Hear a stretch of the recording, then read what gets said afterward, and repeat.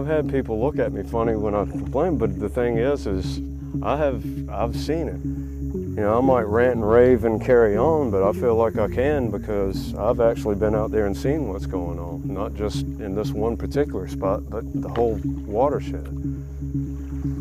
Yeah, this used to be a beautiful section of swamp to come down to the river on.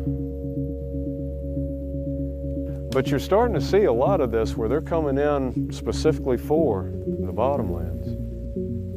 There's really important habitat along these rivers. It seems like the further we go upriver where it's less accessible to people, in other words, where people are not readily motorboating and kayaking, canoeing, you see more examples of bad logging practices.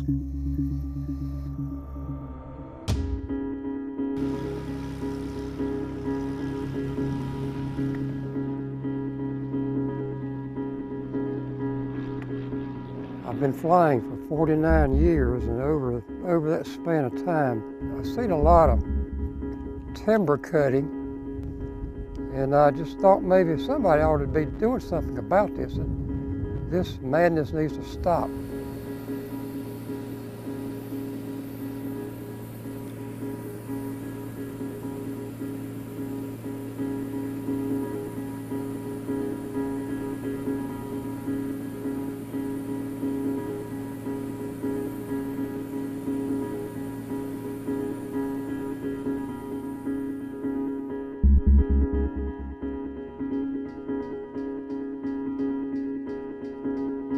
Viva is pretty much solely sourcing from remaining stands of hardwoods.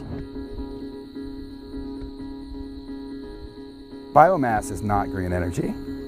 When you burn coal, you're burning something that's essentially been compressed over time. So to make that equivalent amount of energy from wood products, you have to produce 4 times as much wood. At the end of the day, you've gone from using what we generally would have allowed to grow in the southeast and become a southeastern component of sequestering these emissions. If you take some of those away and then also at the same time put it through this long process, industrial process, a product from the ground that's harvested, processed, transported, shipped to another continent, and at some point or another the green stamp gets on the product and they over there consider themselves using better energy. We are producing more carbon in the air. If we're talking about real clean energy, real green energy, the first thing we have to do is acknowledge that we're actually moving backwards, not forwards. We believe that everyone should have a clean, safe place to live, work, and play. And Viva has come in and distracted the living conditions of this community.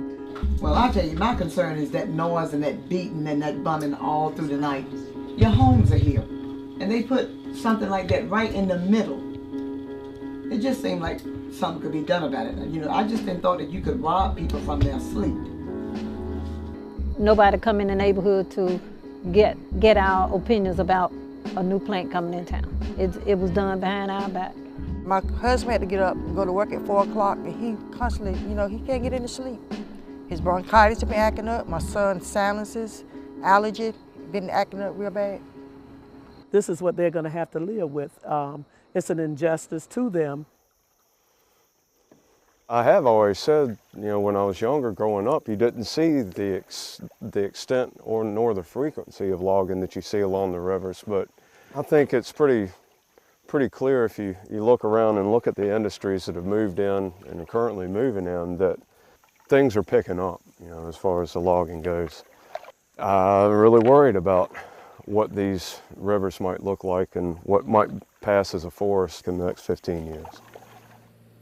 If they're going to somehow fill this new demand for biomass through wood, they're going to have to get this biomass from industrial clear cutting. There's no way to supply that kind of demand without industrial logging.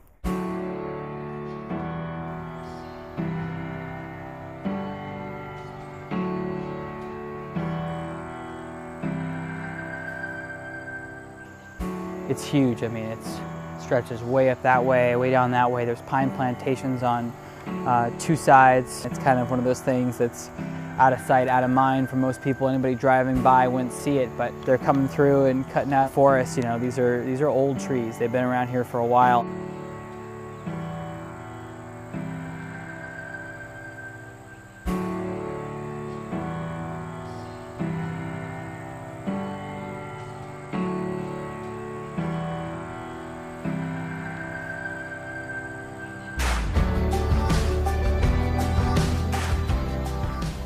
you only got what you got left now. And it seems to me pretty important to try to hold on at least to what we do have.